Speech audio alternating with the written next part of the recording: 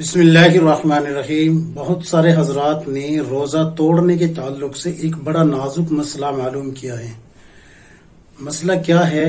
मसला ये है कि जब हम वज़ू करते हैं तो कुल्ली भी करते हैं, तो जो पानी के असरात जो मुंह के अंदर बाकी रह जाते हैं, तो अगर उनको आदमी निगल ले तो रोज़ा टूटेगा या नहीं टूटेगा, ये मसला मालूम किया है।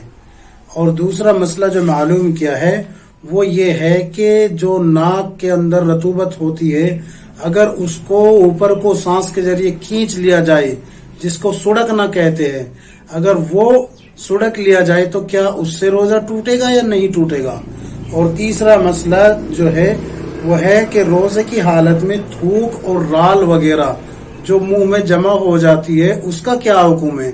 अगर उसको निकल ले तो रोजा उससे टूटेगा या नहीं टूटेगा। तो तीनों मसलों का मैं जवाब एक ही वीडियो में दे रहा हूँ। तीनों मसलों को आप ध्यान और तवज्जो से सुने। पहला मसला इल्मुल फिक़ह जिल्द नंबर 3 सफ़ा नंबर 32 पर आपको मिलेगा कि अगर पानी का असरात कुल्ली करने के बाद मुंह में बाकी रहता है और आप उसको निगल जाते हैं तो उससे रोजा जाने के चांसेस ज्यादा होते हैं, बजाय इसके कि आप उसको 2-3 मरतबा थूक दे। अगर आप 2-3 मरतबा उसको थूक देंगे तो आपका रोजा बाकी रहेगा, वरना आपका रोजा टूट जाएगा। ये मैं आपको इल्मुल फिक़ह जिल्द नंबर 3 सफ़ा नंबर 32 पर से आपको ये मसला बता रहा हूँ। अगर पानी के असरात मुंह के अंदर जमा थे और आपने उनको निगल लिया तो आपका रोजा टूट गया। हाँ, अगर आपने 2-3 मरतबा थूक दिया पहले, फिर कुछ असरात आपको महसूस हुए, वो निगल लिए, तो उससे रोजा नहीं टूटेगा।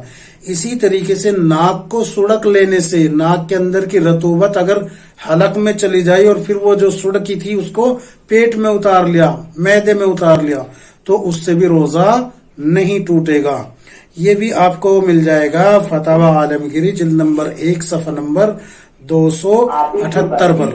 इसी तरीके से तीसरा मसला जो आप हजरात ने पूछा है कि बात करते वक्त जो थूक निकलता है वो होठों पे आ जाता है, अगर उसको जो है आदमी वापस ले जाए, निकल जाए, तो उससे रोजा टूटेगा या नहीं टूटेगा?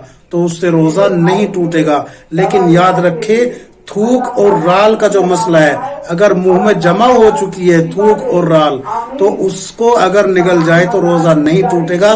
लेकिन कई दफा ऐसा होता है कि राल टपक रही है, वो थोड़ी पे आ गई, थोड़ी पे, तो उसको ऐसे सांस के जरिए वापस खींचा, तो अगर वो तार बना हुआ था, तार बाकी था, राल का तार बाकी था बना हुआ, अगर वो था तो उस पे फिर जो है सुड़क लिया तो उससे रोजा नहीं टूटा। लेकिन अगर तार वो टूट गया था और फिर वो थोड़ी पे लगी हुई को खींचने की, जबान के जरिए खींचने की कोशिश की, तो उससे रोजा टूट जाएगा।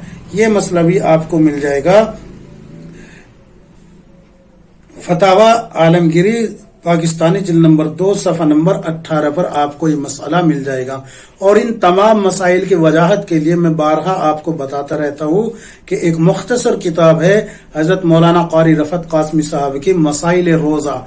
आप हर आदमी के घर में, हर मोमिन मुसलमान के घर में वो किताब होनी चाहिए रमज़ान के महीने के ताल्लुक से, कि वो अगर घर में है तो इस तरीके से अपनी अकल के घोड़े दौड़ा के रोजे के मसाइल खुद से इजाद करने की जरूरत नहीं पड़ेगी। मसाइल रोजा सफ़ा नंबर 62 पर आपको ये मसला मिल जाएगा। देख लीजिए, जितने तमाम मसाइल मैंने आपको बताए हैं। अल्लाह तबारक व तआला कहने सुनने से ज्यादा अमल की तौफीक अता फरमाए।